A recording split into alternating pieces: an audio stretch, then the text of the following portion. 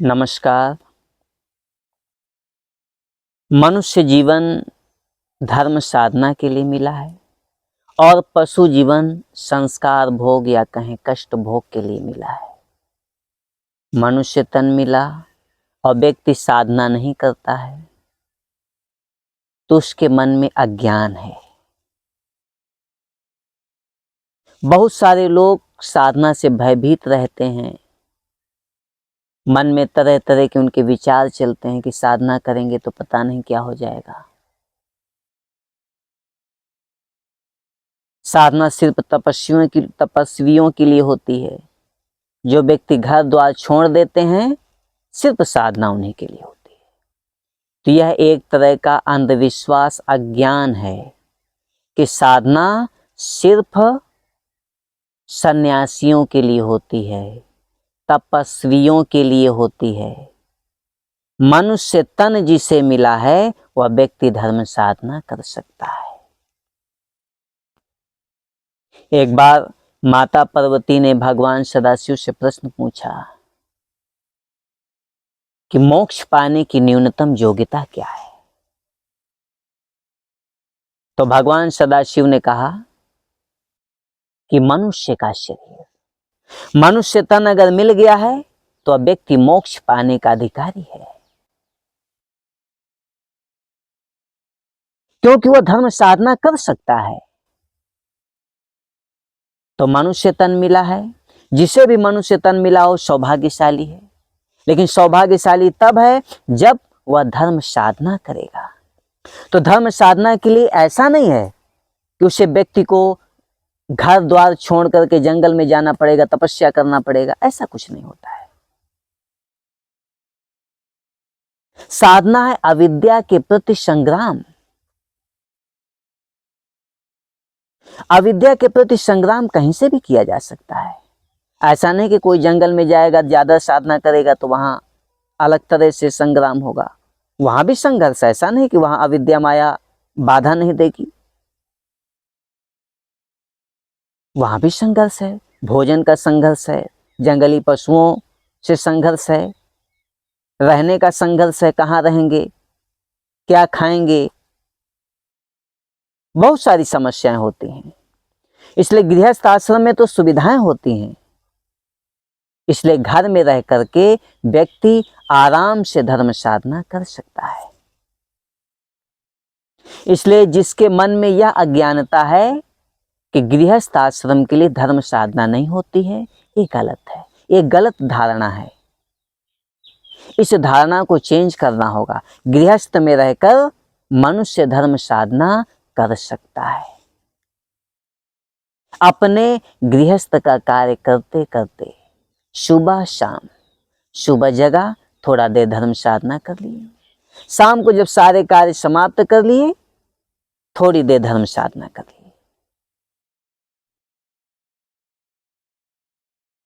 इसमें कोई बाधा नहीं है। कुछ लोगों के मन में एक अंधविश्वास रहता है, एक अज्ञानता रहती है कि धर्म साधना करने का मतलब कि हमें ब्रह्मचर्य का पालन करना पड़ेगा। ब्रह्मचर्य मतलब शादी नहीं करना, विवाह नहीं करना, गृहस्थी में नहीं जाना। ब्रह्मचर्य की डिफिनीशन ही अभी तक गलत दी गई है।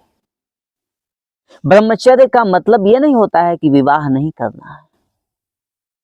ब्रह्मणि विचरणम ब्रह्मचर्यम, जो हमेशा ब्रह्म में विचरण करता है, हर कार्य ब्रह्म भाव से करता है, वह ब्रह्मचारी होता है। तो धर्म साधना करते करते व्यक्ति का मन जब उन्नत हो जाता है तो वह हर कार्य ब्रह्म भाव से करता है। इस भाव से करता है कि ब्रह्म मुझे देख रहे हैं, करता मैं नहीं ब्रह्म है। इस भाव से जब कार्य करता है तो वह ब्रह्मचारी होता है। 24 घंटा ब्रह्म भाव में रहना ब्रह्मचारी होता है। ब्रह्मचारी का मतलब ये नहीं कि विवाह नहीं करना, इसलिए यह जो गलत धारणा लोगों के मन में है कि साधना करने का मतलब ब्रह्मचर्य का पालन करना, ये गलत धारणा है। ब्रह्मचर्य का मतलब यह नहीं होता है कि विवाह नहीं करना। और बहुत सारे लोग के मन में धारणा रहती है कि हमारा भोजन बदल जाएगा, हम तो मांस मछली खाते हैं, मदिरा भी पीते हैं, फिर साधना करने का मतलब है कि हमको ये सब छोड़ना पड़ेगा।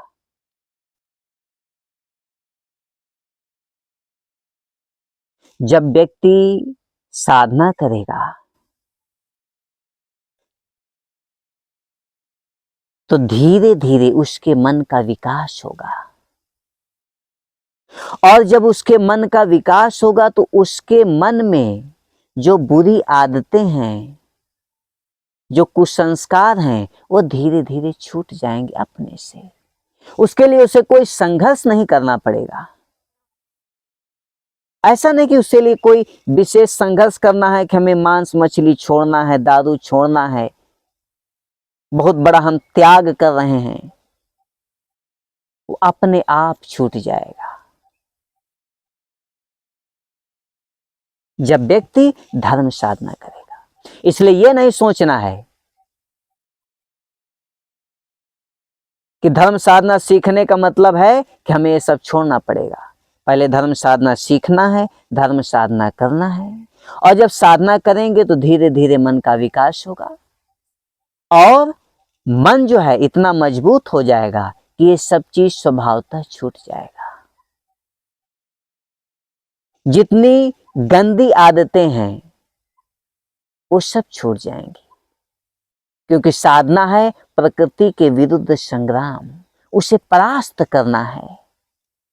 अविद्या शक्ति को, अविद्या माया को परास्त करना है। तो जब धर्म साधना करेंगे तो गुरु की कृपा होगी, और गुरु की कृपा से ही हम अविद्या शक्ति को, अविद्या माया को परास्त कर सकते हैं। तो यह जो मन में लोगों के धारणा है कि अगर हम धर्म साधना करेंगे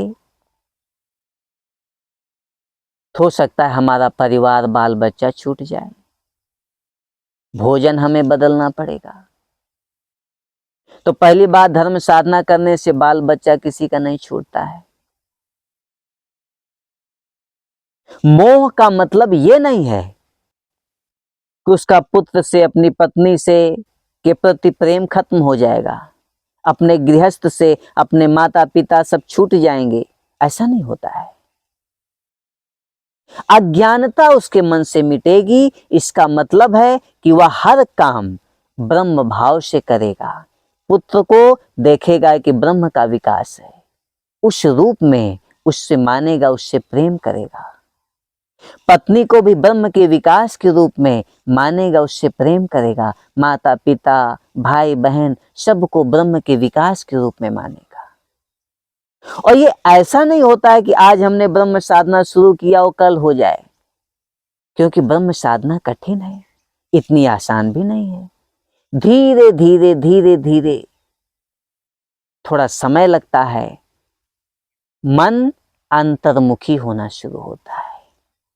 मन जब अंतर्मुखी होना शुरू होगा तो धीरे धीरे अविद्या का जो प्रभाव है वो धीरे धीरे कम होगा।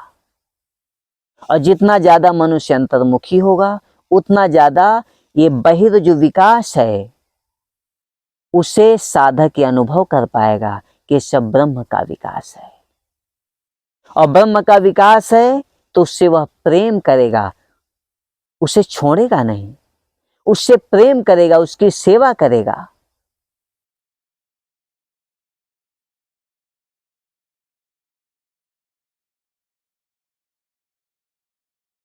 तो ये ब्रह्म साधना से ही संभव है। बहुत सारे लोग मन में सोचते हैं कि धर्म साधना जवानी में तो बहुत काम है, समय नहीं मिलता, इसे बुढ़ापे में करेंगे। बुढ़ापे में परमानेंट समय होता है, कोई काम होता नहीं, उसमें धर्म साधना किया जाएगा। तो पहली बात तो बुढ़ापा मनुष्य के जीवन में आएगा, इसकी गारंटी नहीं है। हर मनुष्य के जीवन में बुढ़ापा नहीं आता है। तो पहली बात तो ये गारंटी नहीं कि बुढ़ापा आएगा, और दूसरी बात, बुढ़ापे में साधना नहीं होती। इतने सारे कष्ट हो जाते हैं, मन इतना जकड़ जाता है, इतना जड़ हो जाता है भौतिकता में कि मनुष्य फिर धर्म साधना नहीं कर पाता है। जब वह बचपन से धर्म साधना करता रहेगा, अभ्यास करता रहेगा, तो बुढ़ापे में है कि वह मेंटेन रहेगा। जब वो जवानी में यौगिक लाइफ स्टाइल में अपना जीवन जिएगा, तब बुढ़ापा उसका सुखमय होगा। तब बुढ़ापे में वो धर्म साधना कर पाएगा। जो व्यक्ति बुढ़ापे में धर्म साधना सीखते हैं, उनकी धर्म साधना होती नहीं है, क्योंकि शरीर में बहुत सारे कष्ट हो जाते हैं, कई बीमारियां हो जाती हैं। जिन्हें बीमारी नहीं होती हैं तो मन जकड़ा रहता है, क्योंकि बचपन से अभ्यास नहीं है धर्म साधना का। तो बोर होते हैं, अपने मित्र खोजते हैं, साथी संगाती खोजते हैं, उनके साथ जाएंगे, एक दूसरे की चुगली करेंगे। जवानी में हम ये करते थे, हम इतना वजन उठा लेते थे, इतना रोटी खा जाते थे। अपने अतीत की चर्चा करेंगे। उनका अतीत कभी खत्म नहीं होता है, क्योंकि भविष्य उनके पास है नहीं।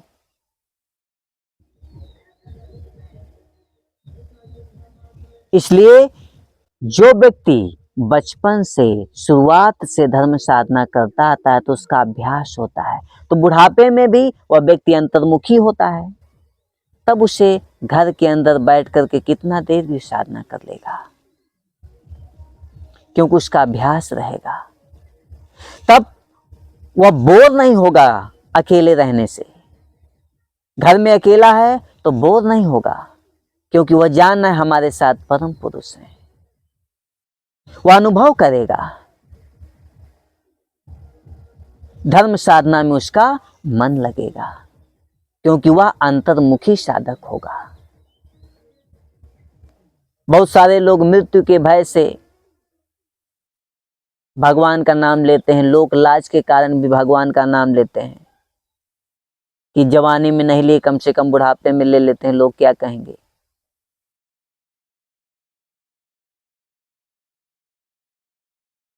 तो धर्म साधना ऐसी चीज है कि मनुष्य जीवन अगर देखा जाए तो सिर्फ एक ही कारण मिला है, मेन कार्य। मनुष्य का जो जीवन का लक्ष्य भी है, वो जहां से आया है उससे वहां पहुंचना है, और पहुंचने का जो तरीका है वही धर्म साधना है। तो मनुष्य जीवन धर्म साधना के लिए ही मिला है, इसलिए इसे यह करना ही होगा। इसलिए किसी भी चीज से घबराने की आवश्यकता नहीं है कि हमारा परिवार छूट जाएगा, या इसके लिए हमें तपस्या करनी पड़ेगी जंगल में जा करके, या ब्रह्मचर्य का पालन करना होगा, या भोजन बदलना होगा, संसार छूट जाएगा, बाल बच्चे छूट जाएंगे। ये सब अज्ञानता से मनुष्य को अपने आप को दूर करना होगा, तब वो धर्म साधना कर पाएगा। धर्म साधना हर एक मनुष्य के लिए, मनुष्य जाति के लिए है, हर कोई कर सकता है। मनुष्य तन मिला है, धर्म साधना आप कर सकते हैं, बहुत सौभाग्यशाली हैं। लेकिन मनुष्य तन मिला है, धर्म साधना नहीं करते, तो ये दुर्भाग्य है, क्योंकि परमात्मा ने मनुष्य तन दिया है सिर्फ धर्म साधना करने के लिए। इसलिए धर्म साधना करना ही होगा, इसीलिए मनुष्य तन मिला है।